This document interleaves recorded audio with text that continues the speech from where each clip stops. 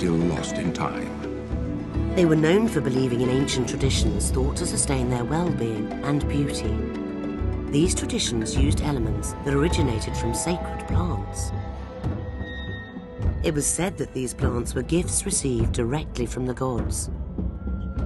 Indeed, it was also said that these people had descended directly from the gods as well. Whatever their origins, some 2,000 years before Columbus discovered a new world far across the Atlantic Ocean, these explorers would set off towards the east, into the currents of the more daunting Pacific, a people in search of destiny.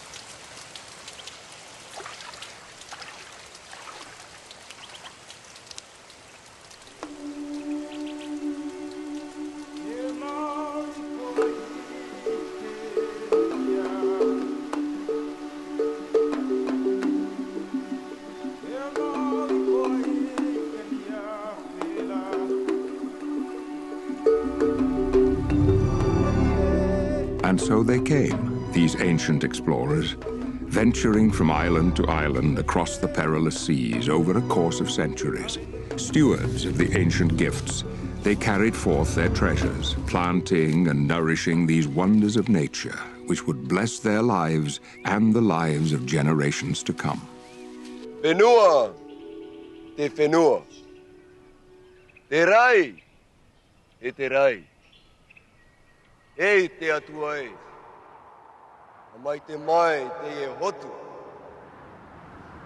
Here, in this most perfect environment, alongside their sacred plants, these people would flourish.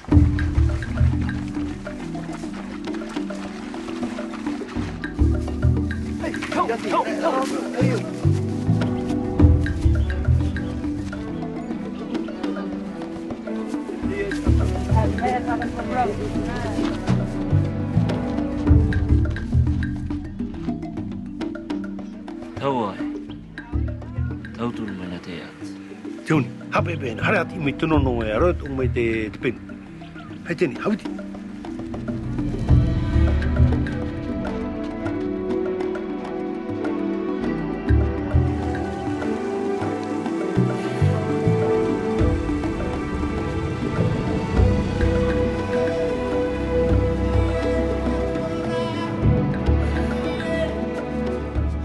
Most prized and revered among the sacred plants received from the ancients was a peculiar fruit-bearing tree, referred to as noni. Not a simple food staple, as were many of the plants born here by the early settlers, the precious noni was the basis of honoured Polynesian traditions stemming from before recorded time, which held that noni could be used to maintain health and help restore a man's energy and vitality.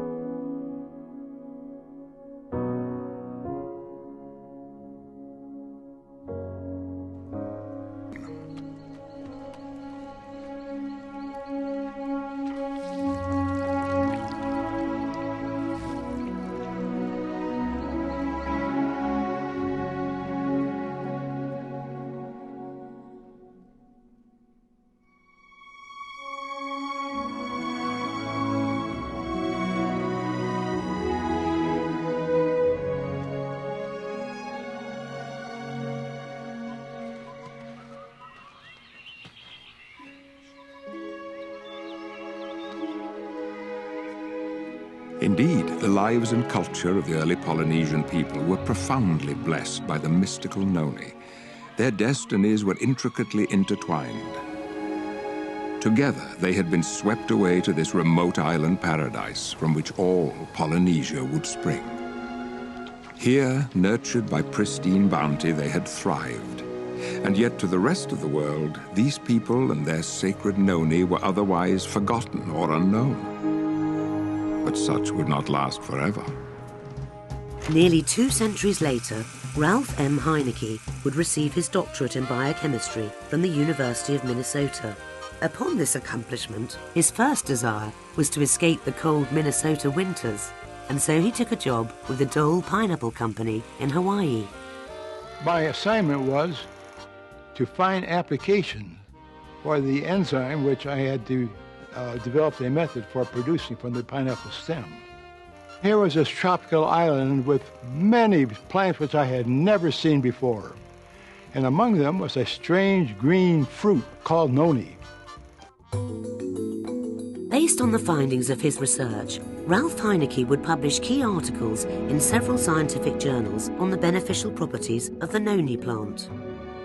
Within only a few years, these articles would spark the interest of a man being led on his own journey of discovery. Through the initial discoveries of this fruit, I realized the great potential. And it was when I came across a paper by Ralph Heineke. He described in this paper the mechanism of how and why it works. Everywhere I went on the island of Tahiti, the most interesting things happened. The native Tahitians began telling me stories of the nono fruit, how it helped their grandmother, or their grandfather, their aunt, their uncle. But there was still a major obstacle. There simply wasn't enough fruit to support a large company. Through a translator, however, I learned that there was a super abundant supply of the nono fruit on the islands of Marquesas, nearly 1,000 miles away.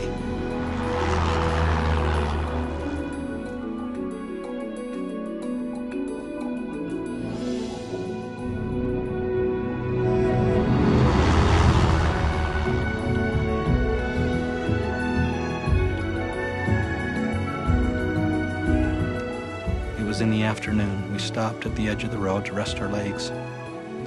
In the sky was large, white, billowing clouds. My eyes were drawn to that sight, so I walked across the road, and there was a large ravine below.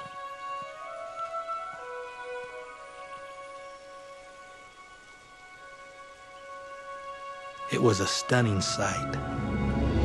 The valley was just full of this fruit. Immediately, I knew that we had all the fruit we needed.